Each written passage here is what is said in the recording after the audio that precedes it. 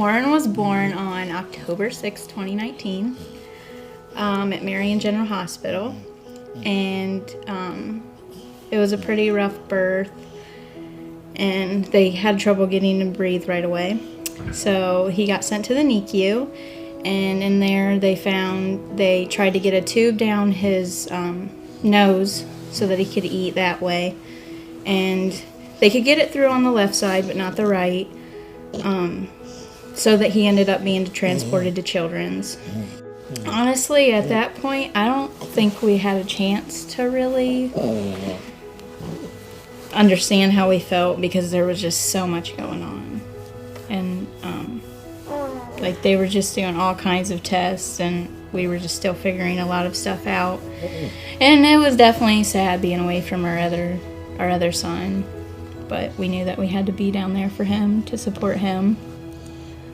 It was kind of a day-to-day thing. Like, we never knew really how long our stay would be, because it took them a while to run the right tests to finally figure out what was going on with him.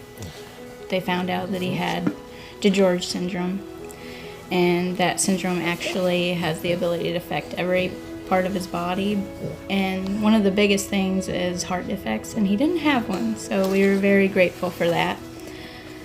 The biggest issue going on with him was he had feeding issues. He was aspirating everything that he was eating by mouth, so we had to stop eating by mouth altogether.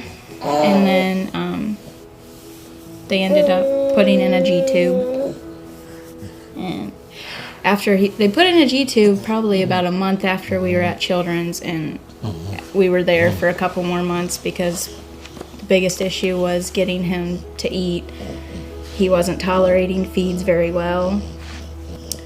They had him on continuous, where he was just eating constantly, and they wanted to get him to eat like a bolus, which is like a gravity feed. You put milk in through a syringe, and gravity just has it go down into his stomach. But that wasn't working out, so he came home on continuous feeds through a pump.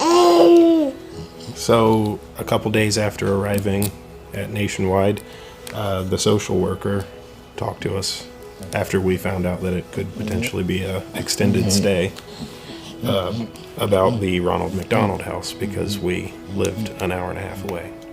We walked in and we were like, wow, this place is really nice. Like, you can tell that a lot of people care about it, and they put a lot of money into it. And when we went down there, they were actually full.